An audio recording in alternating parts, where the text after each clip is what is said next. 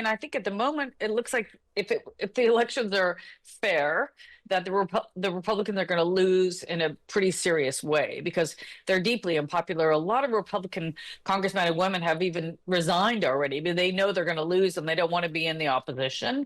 Now that's just in the House. You know, every 2 years, the entire House, all I think it's 538 seats, have to run again. So every single congressman and congresswoman has to run every 2 years. The Senate every 2 years, it's a third of the seats.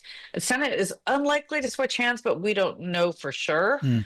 But the House is likely, if it's a free and fair election, if he doesn't try to declare it null and void, if he doesn't say, oh, you know, there's all this stuff going on, we're going to have to delay the elections. I mean, there are all sorts of concerns that people have about what he might try to do, knowing he's going to lose these elections, at least in the House. Now, America, the Democrat Party leader in the House of Representatives says he's going to stop President Trump trying to take control of the midterm elections. What Donald Trump wants to do is try to nationalize the election. Translation, steal it.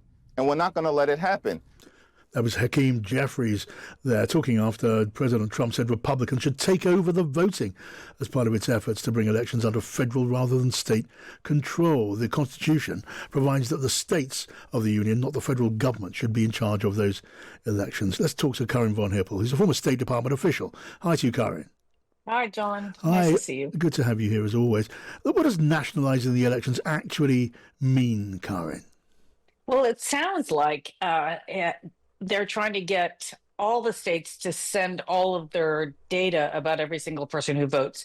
And so there's a huge concern, not just that this data is private and no one's convinced that they can keep this data safe, but it's also not the national government, as you just said, it's not their role to run elections. The president actually has no role at all in the Constitution to run elections, although the federal government can set requirements for elections. So he's trying to change all that. It's, you know, it's not the first time, you know, he thinks that all these illegals vote for Democrats. And so if there's a role, you can see who's, you know, illegal. I mean, there's so many practical reasons why it doesn't make sense, but then there are also lots and lots of lawsuits already from both Republican and Democratic states who just are refusing to give over the data. Yeah, I mean, foreign nationals are already barred from voting in a US election, has been the case for a good long while.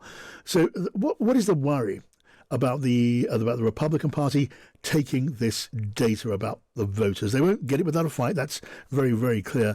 But the fear is, how would they use it? Well, I mean, who knows? I think what they potentially could do is say certain people are disqualified from voting. Maybe they could destroy some files. I mean, it's really unclear what his plan is, but he's done all sorts of other things recently because he's nervous that he's going to lose. He's down in the polls. Recent elections, including in a state Senate election in Texas, have all been won by Democrats. And the Texas election, the Republicans had won it resoundingly when Trump was running. And so he's very nervous that he's going to lose in midterms. And generally, the party that's out of office does better in the midterms, but he's deeply unpopular right now. So he's doing all sorts of things to make people think that the elections won't be safe. So including what we're just talking about, but then he's also sending militias basically into all sorts of states. So people will get used to armed, masked men on their streets with guns. And so there are all sorts of reasons people are nervous. So it's not just Hakeem Jeffries, but Senator Adam Schiff of California. He's also talking about this. You know, why did Tulsi Gabbard, who's the head of national intelligence, why did she go to Fulton County, which is the Georgia county where, do you remember when Trump tried to find 10,000 extra votes? They went and raided, the FBI did, they raided it and grabbed a bunch of machines and everything. And she was there for some reason. I mean, it's not even her job. So there's just all sorts of nefarious stuff going on. It's really hard to say how this is going to play out. Well, certainly. I mean, deploying ICE agents, armed ICE agents at voting stations, that would be an astonishing thing to see. How would that go down? How is this discussion going down with the wider American public? I'm sure in a polarized way, but how does it shake out? Hard to say. I don't know. I haven't seen any polls on that specifically, but as we've also seen, a number of states are trying to gerrymander, like redraw the map so that more of the Republican or Democrat side can win. So as we saw, Texas started this so they could get 5 more Republican seats, and California countered it. and the Supreme Court approved both of those states doing that. I think overall 10 states have tried to do this. Some are successful, some are ongoing. Some Republican states are rejecting it because they're worried they're going to lose even if they redistrict, and then it'll get even more complicated for them. So, it's really a mess. I mean, they should basically make gerrymandering illegal. If you look at these maps, they're just crazy. These long strips, that, meander through states so that only one party can vote in that area, and so it makes it less competitive in the elections. I mean, as you say, this redistricting in search of more seats in the House of Representatives, that's been going on, or the project seems to have been going on for a while. Started in Texas, then we saw Gavin Newsom in California retorting in kind. Is there a notion of how that's going to end up? And if there's a kind of tit-for-tat battle of redrawing electoral maps, who's going to come out on top?